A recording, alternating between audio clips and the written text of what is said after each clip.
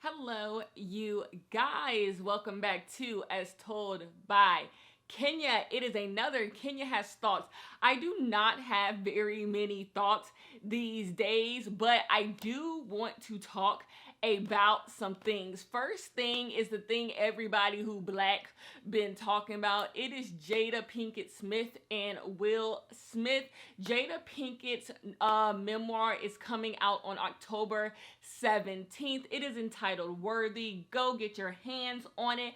And basically, because Jada is coming out with a book, Jada is doing a press tour for her book, and she is discussing everything that is to be going on in her book. I want to start by saying one thing. I want interviewers to do a better job at talking to Jada Pinkett Smith about her memoir. Jada Pinkett Smith has a very interesting life.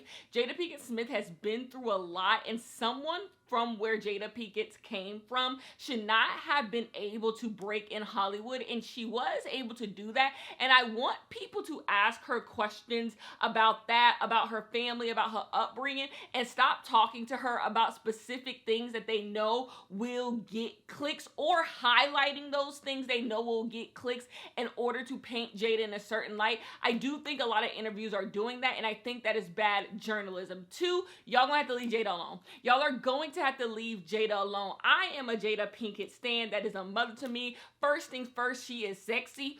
And number two, I think the Scream 2 opening is the best opening in all of the Screams. It is so good with Omar Epps. I think Jada Pinkett is an amazing final girl. I think Jada Pinkett is amazing in Scream 2. An underrated Scream queen. An underrated Scream queen when you really think about it. But anyways, and set it off is iconic. I think Jada Pinkett Smith is great. Therefore, you're not going to say too much about her around me. But when it comes to Jada Pinkett brings out a very nasty side in certain black people that really makes me uncomfortable. The way people talk about this woman is really vile and really cruel, and I don't understand where it comes from. People act like Will Smith is literally locked up in a basement, no food, no water, no cell service, no nothing, and like he can't get out. Somebody tweeted that, and they are 100% correct. Like, y'all act like Will Smith is just being held hostage by Jada Pinkett, and that is simply not the truth. If you guys do not know, if you do not follow me over on Lily Reads or on my Patreon, you are not aware that I am currently in the thick of my Will Smith era. Because a couple weeks ago, before all this mess came about, I read Will by Will Smith. I have had this book on my bookshelf since it came out, but I never got to it. But I did a whole video on Lily Reads reading memoirs, and I read Will by Will Smith, and I found this to just be very fascinating. The stuff that I found fascinating the most was the stuff about Will Smith's career. A lot of stuff with Will Smith's career I did not know, and I was really upset that when a lot of people talked about this memoir, a lot of them focused on all the salacious and they sensationalized and all of that, and didn't focus on the fact that there is some really good stuff about Will Smith in this. And so reading this memoir, I found once a newfound respect for Will. I think Will honestly is one of the best celebrities of celebrity, and I think Will Smith should get praise for what he's been able to accomplish.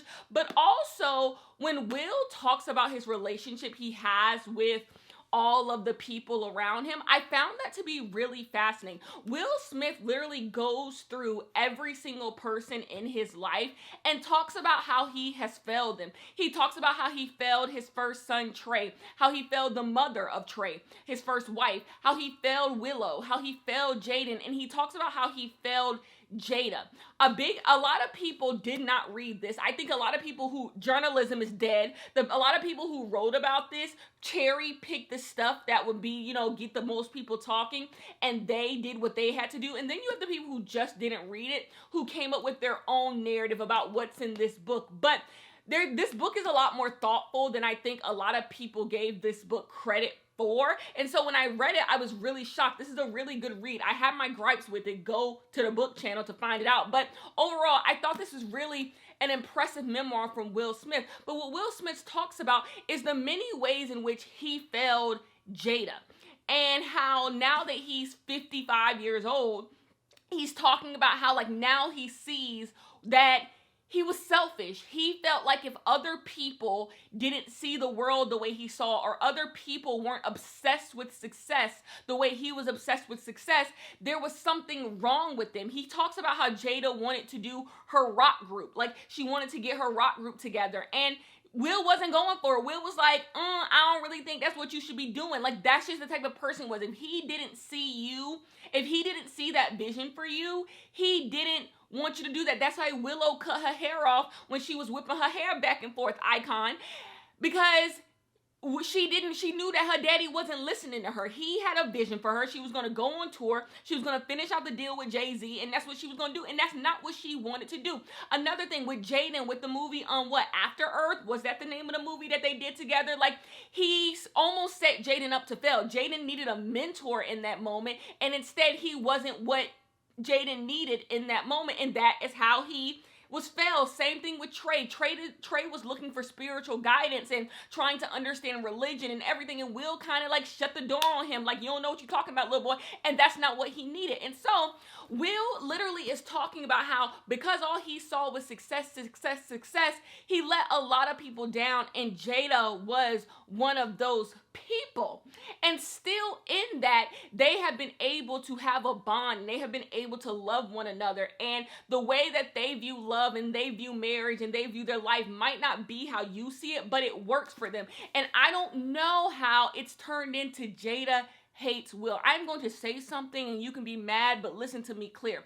Jada loves Will more than you. I don't know what else to tell you. You do not love Will more than Jada loves Will, because it's not fucking possible. You do not know Will Smith. You do not know Jada.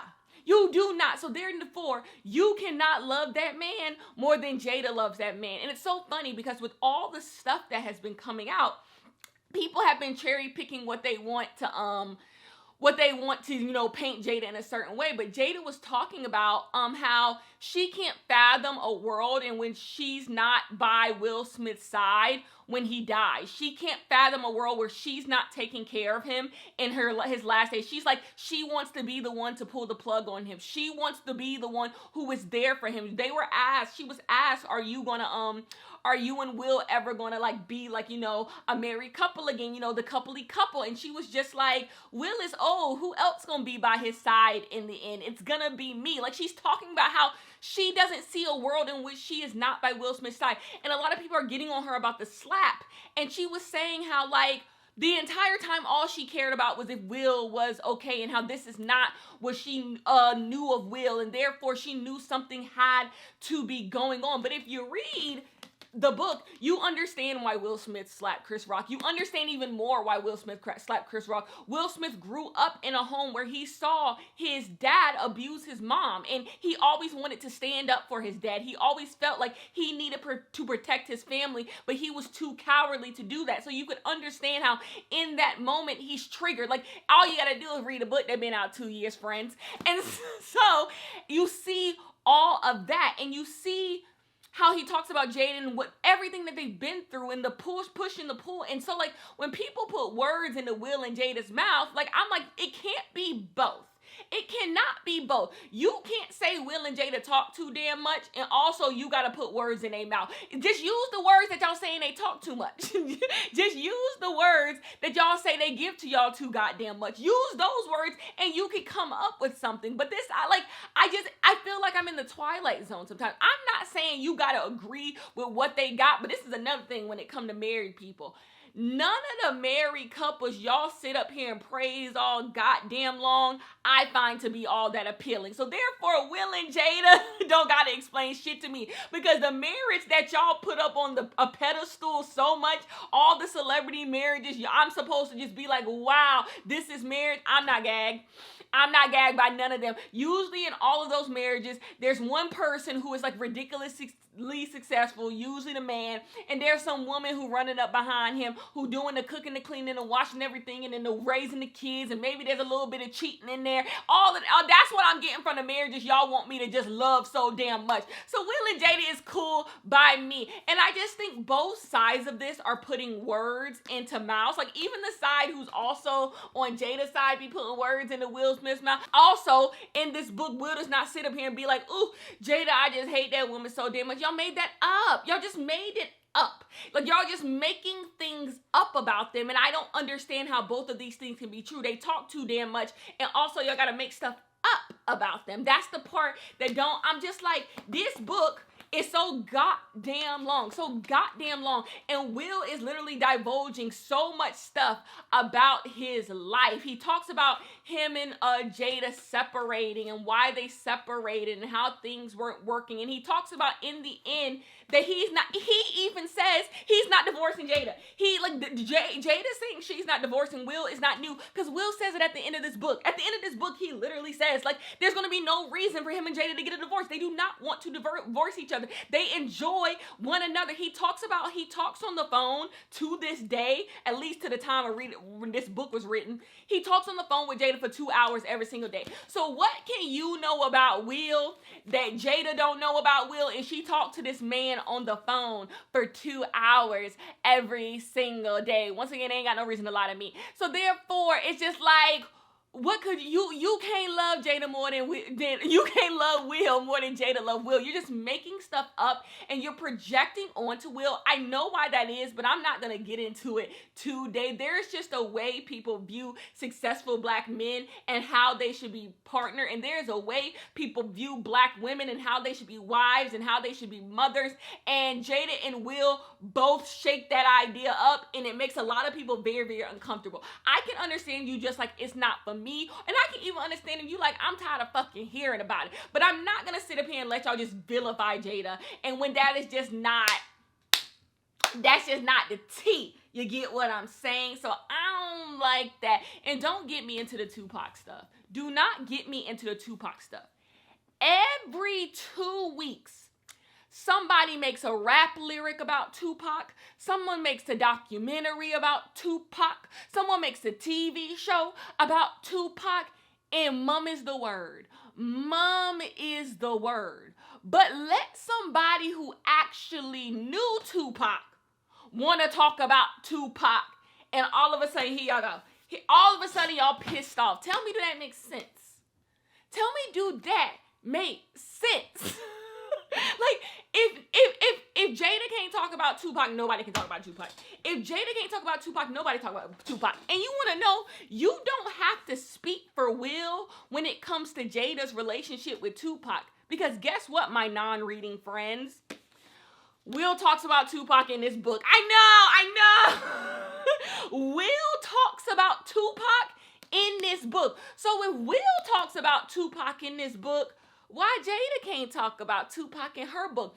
Will Smith says in this book, he has been in the same room with Jada, Tupac, and himself in the room several times. And he always felt good about himself because Jada picked him over Tupac. Therefore, why the fuck in today, where this man has been dead, 27 years? Till how long Tupac been dead? Would he be sitting up here mad about Tupac? When he knew Tupac, when he know Jada, and he know Jada didn't want Tupac. Because he was with her. What he says in this book, for my nosy people who not gonna read, what he says in this book is, once again, using Jada to, make himself feel better, which he constantly talks about is an issue with his personality, is being with Jada had all these options of like hard dudes that she could be with. Tupac is hard. All these dudes that's hard was trying to holler at Jada, right?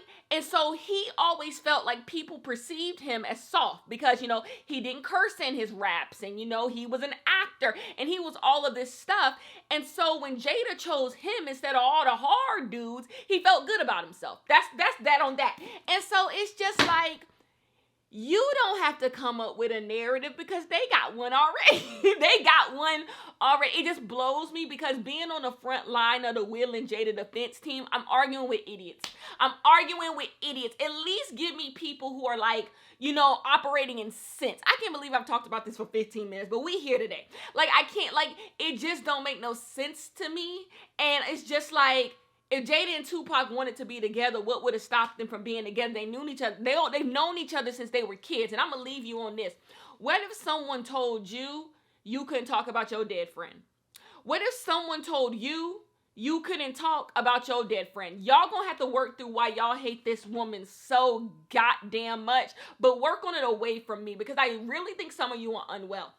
I really think some of you are unwell. But I am in the thick of my Will Smith era. Because that's the thing. Like, at the end of the day, that's another thing. Like, stop living vicariously through couples. Like, stop. I'm in my Will Smith era, and I do not give a fuck what happens in Will and Jada marriage. I don't know these people. I wish them nothing but the best. They are black people, and I would never want any harm to come their way. But at the end of the day, I don't know these people. I could die tomorrow, and Will and Jada are not coming to my funeral. They just simply not like. So, like, I can't, like, if it works for them, if it's good for the goose, it's good for the gander. Like, I don't know what to tell you. Nicki ain't a rapper. Nicki is a brand. Like, I don't know what to tell you.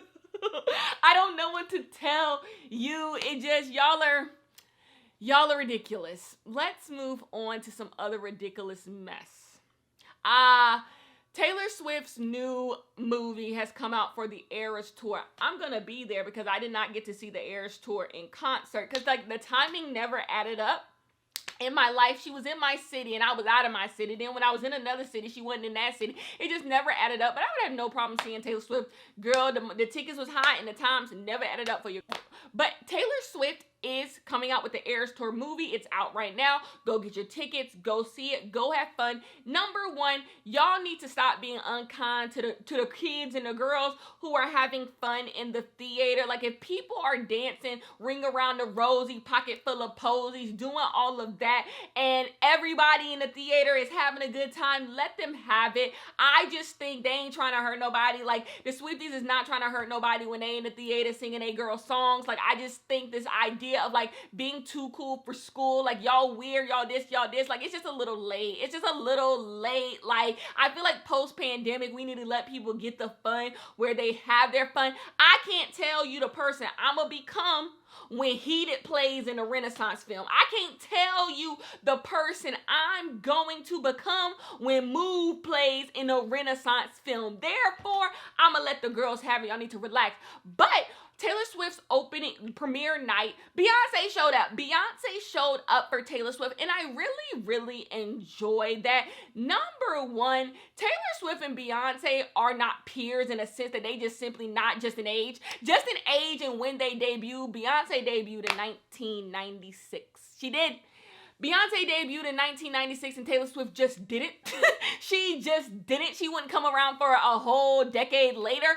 Therefore, this idea that they're like, there's anything to, like, I just don't understand. The reason why I have never entertained the Beyonce, Taylor, Swiftie, Beehive type thing because it never has just made any sense. It's never made any sense. Their music doesn't sound the same. Their artistry is different. The way they both approach celebrity is the same in some ways. I think some ways the way they approach celebrity is the same. I think image-wise, the way they control their image is the same. And I just think that has to do with being powerful women and wanting to be in control of your image. And I applaud both of them for that. And then in other ways, I don't think they operate celebrity the same way. They don't operate music the same way. They don't do music the same way. Their music doesn't sound the same. So it's just like, I've never understood the comparison. The comparison is always there because they both on tour.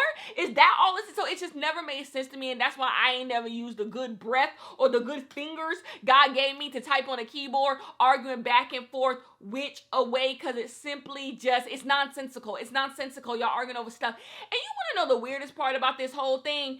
It's one thing for stans to do what stans gonna do. I've seen regular degular people be a part of this. And it's just like, you are literally an ER nurse with 2 kids. Why the fuck are you up here and stand bullshit? You are an ER nurse with 2 kids over there being like, oh, this person is this person is that, my fave kid. And it's just like, yeah, you should have better things to do. What are you sitting up online, sitting up on TikTok? Like, this is stan stuff. The weird, the graying of the line, the blurring of the line between like stan culture and what regular people are doing nowadays on TikTok is very, very interesting, I see. But yeah, it's just it become absolutely ridiculous, and no part of me has ever believed Beyonce or Taylor Swift hate each other, because that's just not precedented. That is just not precedented. It has never been that way. I remember when Beyonce won her Grammy, that Grammy night, I think in 2021, when Taylor Swift would win Album of the Year for Folklore, and Beyonce won a Grammy for like Savage. I think Black Parade won something, all of those stuffs. And Beyonce wrote Taylor Swift a letter that is literally not legible. I don't know what handwriting Beyonce has, but I was trying to read that shit so hard when she put that out. And it's just like that they've always had a rapport. So I've never understood that. Y'all are just being absolutely ridiculous, but it's really good to see the girls supporting the girls, because like, good for both of them. I hope Taylor Swift's movie does really well, and I hope you guys are enjoying it. And baby, I'm gonna go see it too. When am I gonna see it? I might go see it tomorrow. I'm gonna have to figure it out. I'm gonna figure that one out. And then I'm gonna go see the Renaissance film when the Renaissance film comes out in December. I'm happy for the girls. There's just no reason for this type of stuff to be, but you know, stan's gonna stand, and what can you do? I'm excited. Have I spoken now about Speak Now TV? Not Speak Now TV. Have I spoken about 1989 TV? 1989 is my favorite Taylor Swift album. 1989 just takes me back to a very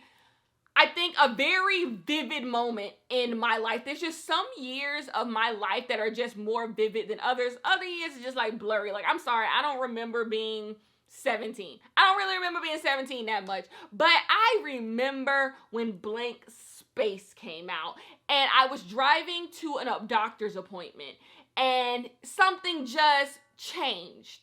Something just changed in my brain chemistry, and I was just like, whoa. Like, whoa. So I remember that. So 1989 has always been my favorite Taylor Swift album. So I'm really excited for 1989 TV. And you know what? I'm sure the Swifties are just as excited. Let's move on. Happy for all the girls.